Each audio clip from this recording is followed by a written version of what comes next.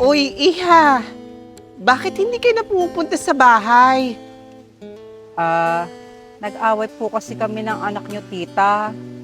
Nahuli ko po kasi siya may katsata ibang babae. Ah, sorry Iha ha. Pero, intindihin mo na lang siya. Po? Ganyan talaga ang mga lalaki. Prone sa mga ganyang bagay. Kaya dapat, intindihin mo na lang. Intindihin po na niloloko ko ng anak ninyo? Di ba, mahal mo naman ang anak ko?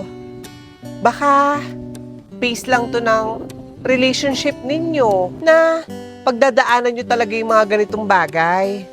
So, okay lang po pala sa inyo na niloloko ko ng anak ninyo? Hindi naman sa ganun, Iha. Just be the bigger person na lang. Grabe naman to. Ako pa talaga pinag-adjust. Parang wala lang sa kanila.